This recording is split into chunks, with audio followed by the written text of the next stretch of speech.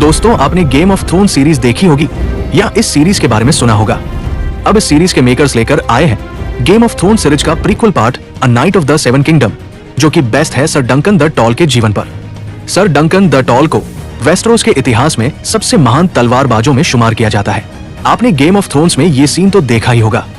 इस सीन में बात इन्हीं सर डंकन द टॉल की हो रही है।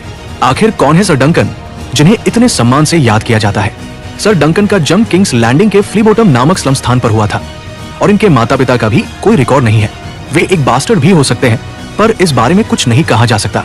जब वे 5 या 6 वर्ष के थे तो वे एक घूमते हुए नाइट अरलान के संपर्क में आते हैं और उसके शागिर्द बन जाते हैं। फिर ये दोनों वेस्टरोस में काफी समय तक एक जगह से दूसरी जगह साथ में घूमते रहे।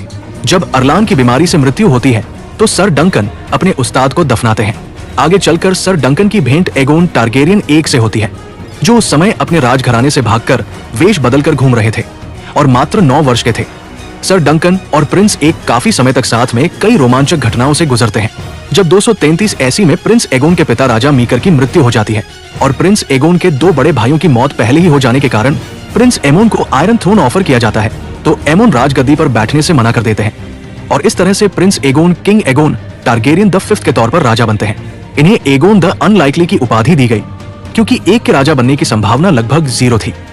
राजा बनने के कुछ साल बाद एक यानी कि एगोन द अनलाइकली ने अपने उस्ताद डंकन द टॉल को किंग्सगार्ड का कमांडर बनाया। वैसे तो डंकन द टॉल ने अपने जीवन में बहुत कम लड़ाइयां हारी थी, पर एक उल्लेखनीय हार सर डंकन को योद्धाओं की प्रतिस्पर्धा में नौजवान बैरिस्टर सेल्मी के हाथों झेलनी पड़ी थी, जो उस समय मात्र 16 साल के थे और सर डंकन लगभग 60 के हो चुके थे। दोस्तों, आपको जानकर हैरानी होगी कि उस्ताद और चेले यानी सर डंकन और राजा एगोन दोनों की मृत्यु 259 एसी में समरहोल में आग लग जाने के कारण होती है। उर्फ एगोन द 5th अपने गुरु से इतना ज्यादा प्रभावित थे कि उन्होंने अपने बच्चे का नाम भी सर डंकन के नाम पर रखा था। आप बताइए दोस्तों कि आपकी नजर में वेस्टरोस का सबसे बड़ा योद्धा कौन है?